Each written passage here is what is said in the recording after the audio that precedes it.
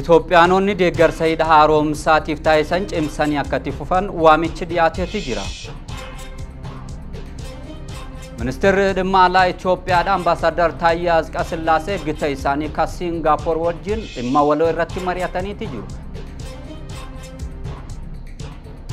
Raashiyaan meeshaa waraanaa niikuleeraa hin fayyadamtu jedhanii warri lixaa yaaduun dogongoreechuudhaan pirezidaantiin Raashiyaadha Vilaadimiir Puutiin ibseeti jira. Jalqabarra ka hordofaa turtan ijoo oduu guyyaa irraatiif isinii qopheeffanne keessaa hordoftoota keenya bakka jirtan maratti nageenya isinaa dhaqqabu waxabajjii bara 2024 waliif TV irraa oduu sa'aatii kanaa ka isinii himaa jiru an Uudii Muusaati kallattumaan gara bal'ina oduu guyyaa irraatiif qopheeffannettiin isin dabarsa. Itoophiyaanonni deeggarsa hidha haaromsaatiif taasisan cimsanii akka itti fufan waamichi dhiyaateeti jira. Itoophiyaanonni fi dhalattoonni Itoophiyaa deeggarsa hidha guddicha haaromsa Itoophiyaatiif taasisan cimsanii akka itti fufan Ameerikatti imbaasiin Itoophiyaa waamicha dhiyeesseeti jira. Itoophiyaanotaa fi dhalattoonni Itoophiyaadha deeggarsa hidha guddicha haaromsaatiif taasisan jabaatanii itti fufuu akka qabaniif biyya keessaa fi biyya alaattis ammoo namoonni jiraatan hirmaannaa isaanii daran cimsanii hidhi haaromsaa kun hanga xumuramutti itti fufuu akka qaban imbaasichi ibsa baaseen addeesseeti jira. Diyaaspooraan ijaarsa hidhaatiif hojii qabeenya walitti qabu karaalee garaagaraatiin raawwachaa tures jabeessee akka itti fufu imbaasichi beeyseeti jira. Kanaan duras ammoo hawaasni diyaasporaa Itoophiyaadha hidha haaromsaatiif deeggarsa taasisaa turuu isaa imbaasiin Itoophiyaa kan Ameerikaadha yaadachiiseeti jira. Hojiilee ijaarsa hidhichaa irraa hafan xumuruudhaan hidhichi guutumatti hojii eegalchiisuudhaaf sharafa alaa olaanaa waan barbaachisuuf diyaaspooraan karaa baankii daldala Itoophiyaatiin deeggarsa isarraa eegamu taasisuu akka danda'u ifoomeeti jira.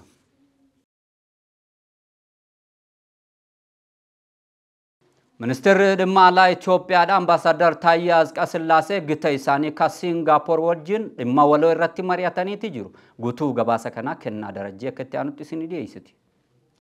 Ministeerri dhimma alaa Ambaasaadar Taayyee Asqasillaaseen gita isaa Singaappoor waliin dhimmoota waloo irratti mari'atan. Ministeerri dhimma alaa Ambaasaadar Taayyee Asqasillaaseen gita isaa Singaappoor Dr. Viiviyaan Baalaakirishnaa waliin dhimmoota waloo irratti mari'ataniiru. Marii isaaniin hariiroo biyyoota lameen gidduu jiru cimsuuf dhimmoota dandeessisan irratti akkasumas dhimmoota idil addunyaa irratti qindoominaan hojjechuun kan xiyyeeffatan ta'uun ibsameera. Mariin kun daawwannaa ministeerri muummee Federii Dr. Abiy biyyattiitti taasisan hordofee kan taasifame yoo ta'u walitti dhufeenya biyyoonni lamaan kanaan dura qaban caalaatti cimsuuf xiyyeeffannoon kennameera. Keessattuu damee hojii daldalaa, investimentii, geejibaa fi loojistikii, coomsa teeknooloojii akkasumas qindoomina hojii misooma walitti fufiinsa qabu irratti caalaatti hojjechuuf waliigaluun himameera. Ambaasaadar Taayyee Asqasillaaseen Singaappoor sadarkaa idil addunyaatti giddugala faayinaansii, diinagdee dijitaalaa akkasumas giddugala teeknooloojii ta'uuf bakka tarsiimawaa qabaachuu ishee dinqisiifataniiru. Haaluma kanaan abbootiin qabeenyaa Singaappoor misooma magaalaa Smart Itoophiyaa, qonna babal'isuu, diinagdee magariisaa, tajaajila turizimii fi damee barnootaan hojii investimentii irratti akka bobba'an waamicha dhiyeessaniiru. Ministeerri dhimma alaa Singaappoor Dr. Viiviyaan Baalaakirishnaan gama isaaniin Singaappoor misooma diinagdee Afrikaa keessaayyuu Itoophiyaatti hirmaachuu akka barbaaddu beeksisaniiru. Hojii haala mijataa investimentii uumuuf mootummaan Itoophiyaa hojjechaa jiru dinqisiifatanii walitti dhufeenyi biyyoota lameenii gara fuulduraatti gama baay'een gaarii ta'a jedhaniiru. Tajaajila oduu Itoophiyaa wabeeffanne. Instituutiin leenjii qorannoo Oromiyaadha mata duree ce'umsa Itoophiyaa keessatti nageenya waaraa fi haqa mirkaneessuu jedhu irratti simpooziyemii qopheessuudhaan qooda fudhattoota wajjin mari'achaati jira. Guutuu gabaasa kana ammoo Girmaa Guddisaa ketti aanutti isin hima. Instituutiin leenjii qorannoo seera Oromiyaa nageenya waaraa fi haqa mirkaneessuuf hojjechaa jiraachuu himamee jira. Instituutiin leenjii qorannoo seera Oromiyaa mata duree ce'umsa Itoophiyaa keessatti nageenya waaraa fi haqa mirkaneessuu jedhu irratti simpooziyemii qopheessuun qooda fudhattoota waliin marii gaggeessee jira. Daayirektarri olaanaan Instituutii leenjii qorannoo seera Oromiyaa obbo Doobee Dhaabaa haasaa taasisaniin instituutichi qorannoo garaa garaa gaggeessuu fi leenjiiwwan adda addaa kennuun cinaatti nageenya waaraan akka jiraatuuf haqa waloo mirkaneessuuf xiyyeeffannoo olaanaan hojjechaa jiraachuu ibsanii jiru. Kaayyoon simpooziyemii kanaas ijaarsa sirna haqa mirkaneessuuf hubannoo fi beekumsa gama kanaan jiru cimsuu cimsuuf yaadamee kennamaa jiraachuu ibsanii jiru. Inistituutichi gahee lammiileen marii biyyoolessaa irratti qaban qorannoon deeggaree hubachiisuu fi milkaa'ina isaa dhugoomsuuf cimsee hojjechaa jiraachuus eeranii jiru. Marii biyyoolessaa milkeessuuf qorannoo jihaa dhiyeessuun galtee akka ta'uuf hojjetamaa turuu fi ammas xiyyeeffannoon irratti hojjetamaa jiraachuu obbo Doobeen himanii jiru. Sagantaa kanaan waraqaan qorannoo marii biyyoolessaa irratti xiyyeeffatee dhiyaachuun irratti mari'atameera. Koomishinarri Koomishinii Marii Biyyoolessaa obbo Zagayyaa Asfaaw gama isaaniin mariin biyyoolessaa waliigaltee biyyoolessaa uumuuf kaayyeeffamee gaggeeffamaa jiraachuu ibsuun mariin biyyoolessaa waan haaraa har'a jalqabame osoo hin taane aadaa kaleessa sirna gadaa keessatti gaggeeffamaa tureen biyya ijaaruuf itti deemamaa kan jiru ta'uu ibsanii jiru. Marii biyyoolessaa keessatti garaagarummaa xiqqeessuun kan miidhame utubuu fi dhugaa waloo ijaaruuf Koomishinii Marii Araaraa Biyyoolessaa tokkummaa cimsuu fi nagaa labsuun waliigaltee gabbisuu irratti xiyyeeffatee gaggeeffamaa jiraachuu eeranii jiru. Bu'aa jijjiirama dhufe keessaa tokko dhimma kamuu marii fi marabbaan fixuun itti amanamee itti deemamaa kan jiru yoo ta'u yaada uummataa gaaffii fi komii lammiilee gama kamiinuu jiru xiinxaluun irratti mari'achuun dhugaa jiru irratti waliigaltee uumuuf ajandaa walitti qabamaa jiraachuus ibsamee jira. Marii biyyoolessaa keessatti qaama kamuu karaa hirmaachiseen qaama miidhamni irra gahe deebisanii ijaaruu fi biyya keessatti nagaaf tasgabbiitti fufiinsa qabu akka jiraatu taasisuuf murteessaadhaas jedhamee jira. Marii biyyoolessaa akka biyyaatti gaggeeffamaa kan jiru yoo ta'u naannoo Oromiyaa keessatti iddoowwan 12tti gaggeeffamuu sagantaa kanarratti ibsamee jira. Marii biyyoolessaa keessatti rakkoowwan hawaasummaa, dinagdee fi siyaasa biyya keessatti mudatan walitti araarsuu fi biyya dhalootaaf taatu ijaaruuf kaayyeeffatee gaggeeffamaa jira. Marii biyyoolessaa cimsuu fi qaamoleen hundi qindoominaan irratti hirmaachuun biyya keenya keessatti nageenya akka waaraa'u misooma itti fufsiisuu fi biyya walqixxummaan keessatti mirkana ijaaruuf hojjechuun dhimma ijoo yeroo barbaadu ta'uu ibsameetii jira. Simpooziyemii kanarratti Inistituutiin Leenjii Qorannoo Seera Oromiyaa fi Inistituutiin Qorannoo fi Qo'annoo Oromoo waliin hojjechuuf waliigaltee mallatteessanii jiru jechuun Biiroon Kominikeeshinii Oromiyaa gabaasee jira. Kaawunsiliin waldaa amantoota Wangeelaa Itoophiyaadha hayyama waldoota afurraa isaa ifoomseetii jira. Kaawunsilichi ibsa baaseen maqaa waldootaatii fi geggeessitoota waldichaa hayyamni isaanii irraa fudhatame afur ifoomseetii jira. Haaluma kanaan ammoo tokkoffaa Raajii Iyyoob Ciroo tajaajilaa fi abbaa waldaa God's Light Glory International Ministeriidha. Lammaffaa Raajii Kaasaa Kirgaadha tajaajilaa fi abbaa waldaa Bataskaana Kiristoos Edel Addunyaa Gashiwaadha. Sadaffaa Raajii Misxiruu Mazgabuudha tajaajilaa fi abbaa waldaa Kiristoos Samaay Tsiyoon. Afraffaa Raajii Biniyaam Shittaayedha tajaajilaa fi abbaa waldaa Ministeera Edel Addunyaa dhugaa mootummaa waaqaa irraa hayyamni isaanii mulqamee jiraachuu waldichi ifoomseetii jira. Akka ibsa waldichi baafatetti yoo ta'e ammoo raajonni kunniin barnoota sobaatii fi barsiifata hin taane ummataaf kennaa turan je'eeti jira. Akkasumas ammoo namoonni kunniin gorfamanii dogongora isaanii irraa adabachuu waan hin dandeenyeef tarkaanfiin hayyama isaanii akka irraa mulqamu ta'ee jira jechuudhaan kaawunsiliin waldaa amantoota Wangeelaa Itoophiyaadhaa beeksiseetii jira.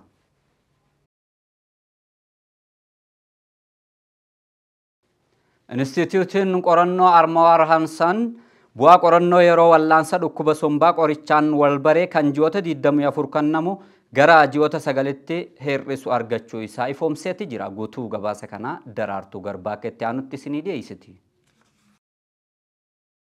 Inistituutiin qorannoo Armawaar Hansan bu'aa qorannoo yeroo wallaansa dhukkuba sombaa yookaan TB qorichaan walbare kan ji'oota 24 kennamu gara ji'oota 9tti hir'isu argachuu beeksise.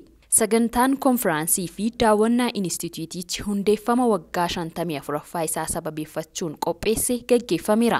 Sagantaa kana irratti qooda fudhattoonni damee fayyaa, ogeeyyiin koominikeeshinii, deeggartoonni misoomaa fi keessummoonni affeeraman biroon argamaniiru. Kaayyoon sagantaa kanaa hojii inistituutichi qorannoo keessatti gumaachee fi hojjechaa jiru irratti ibsa kennuun hubannoo gahaa uumuuf akka ta'e ibsameera. Daarektarri olaanaa inistituutichaa Profeesar Afawarqi Kaasuu inistituutichi dhibee busaa, dhibee qurxii, dhukkuba manjalloo, dhukkuba sombaa, koleeraa, dhukkuba garaachaa fi dhukkuboota baakteeriyaan dhufan irratti qorannoo geggeessaa jira. Inistituutichi bu'aa qorannoo yeroo wal'aansa dhukkuba sombaa qorichaan wal bare kan ji'oota 24 irraa gara 9tti hir'isu argachuu himaniiru. Bu'aan qorannoo kun dhaabbata fayyaa addunyaatiin beekamtii argachuun barruu idila addunyaa Lancet jedhamu irratti maxxanfamuu ibsaniiru. Dabalataan baayooteknooloojii fayyaa dabalatee teknooloojiiwwan adda addaa qorannoo keessatti fayyadamaa jiraachuus ibsaniiru. Yaadonni qorannoo irratti hundaa'an kan inistituutichi dhiyeesses galtee imaammata ta'ee itti fayyadamaa jiraachuus ibsaniiru. Dhaabbanni qorannoo Armaar Hanseen bara 1962 kan hundeeffame yeroo ta'u yeroo ammaa qorattoota 395 qabaa jedhame. Oromiyaadhaatti qormaanni kutaa jaffaa kennamaati jira. Qormaanni naannoo kutaa jaffaadhaa bara 2016 naannoo Oromiyaatti wirtuu qormaataa 1424tti kennamaa jiraachuu isaa biiroon barnoota Oromiyaadhaa beeksiseeti jira. Biirichi akka beeksisetti manneen barnootaa 11,440 takka irraa barattoonni 1730 takkaa fi 995 qormaaticha fudhachaa jiraachuu isaanii ragaan argame ifoomseeti jira. Yaa'iin Sinidoosii mana amantaa Ortodoksii Itoophiyaa xumurameeti jira.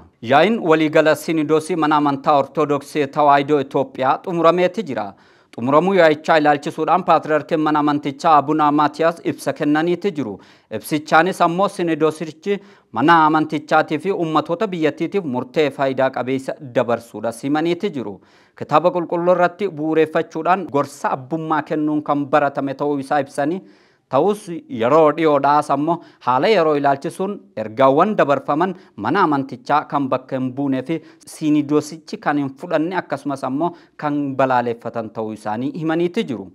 Fuuldurattis gochi wal fakkaataan akka hin raawwanne dambiin seeraa sirna ibsa kennuutii fi ergama barnoota wangeelaa qophaa'ee yaa'ii waliigalaatiif akka dhiyaatu murtaa'uun isaa eerameeti jira.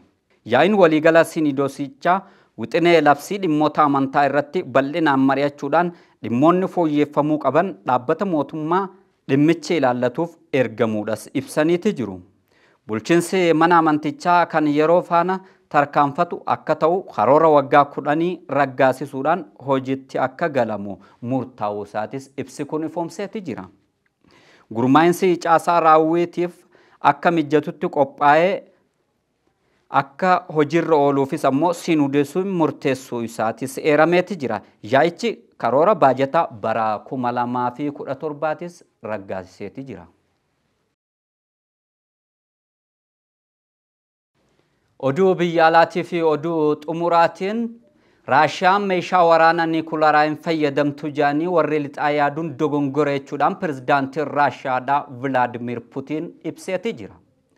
Masaraa Kremlin irraa ammoo Vilaadimir Puutiin dhimmoota garaagaraa irratti dhimma wal waraansa idil addunyaatii fi dhimmoota wayitaawaa idil addunyaa irratti ibsa bal'aa kennaniiti jiru. Guutuu gabaasa kanaa waa'illee keenya boruu mashii akka itti aanutti qindeeffateeti jira. Pireezidaantiin Raashiyaa Vilaadimir Vilaadimiroviich Puutiin biyyoonni lixaa Raashiyaan meeshaa waraana niikuleeraa hin fayyadamtu jedhanii yaadutti dogoggoruu hin oolle jedhanii jiru. Puutiin eega Yuukireen irratti waraana baneen duuba yeroo jalqabaatii fi yaa'ii dinagdee idil addunyaa waxabajjii shankaleessaa eegale irratti ogeeyyii miidiyaalee idil addunyaatii fi fuulaa fi fuulatti yaada isaanii qoodanii jiru. Yaa'iin biyya isaanii Raashiyaa magaalaa Saayintii Petersbargitti waxabajjii 5 eegale kun haga waxabajjii 8tti ni geggeeffamas jedhamee jira. Pireezidaantiin Raashiyaa Vilaadimir Puutiin fooramii dinagdee idil addunyaa biyya isaanii Saayintii Petersbargitti gaggeeffamaa jiru irratti argamuudhaan waraana Yuukireen dabalatee lola Gaazaatiif akkanumallee ammoo imaammata warra lixaa irratti yaada isaanii qoodanii jiru.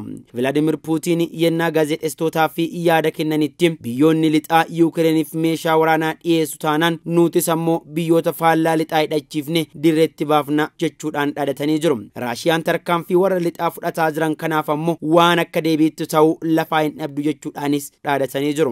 Puutiin eega biyyoonni lixaa karaa bakka bu'oota isaanii meeshaa hidhachiisanii nu lolan taate nutis ammoo man'ee warra lixaa akka haleelanii fi biyyoota faallaa isaanii ni hidhachiifna jechuudhaan akeekkachiisa jabaa olaansaniitu jiru. Ameerikaa fi warri kaan meeshaalee waraanaa waan akka misaayilaa fageenyarraa furguggeeffaman Yuukireeniif ni kennu taanaan harka keenya marannee kateennuun taanu jechuudhaan dubbatanii jiru. Ameerikaa dabalatee biyyoonni lixaa hedduun isaanii Yuukireen daangaa isii biyyattii keessatti humnoota Raashiyaa akka lolanii fi meeshaa waraana isaanii akka fayyadaman eeyyama godhuu isaaniis Putiin dubbatanii jiru. Putiin tarkaanfiin akkanaa kun ammoo rakkoo hamaa fi isa caalutti nu geessa jechuudhaan gaazexeessitootatti dubbataniiti jiru. Bakka lolaa irratti warra kallattiidhaan nu lolanii fi meeshaa waraanaa dhiyeessu jechuun ammoo daangaan Raashiyaa akka sarbamuu fi biyyi guddiftiin tun ammoo rakkoo keessa akka seentu nu taasa jechuudhaan tarkaanfii jabaa akka fudhatuuf malanis dhaadatanii jiru. Bakka qaamni rakkoo fi daangaa keenya saaxiluu hojjetaa jirutti ammoo nuun ammoo harka keenya maranne hin teennu jechuudhaan Putiin waan gochuuf deeman dubbatanii jiru. Pirezidaanti Putiin ibsa isaanii keessatti biyya gaafa waraana addunyaa faallaa walii turan Jarman dhimma kana irratti adda baasanii maqaa dha'uudhaan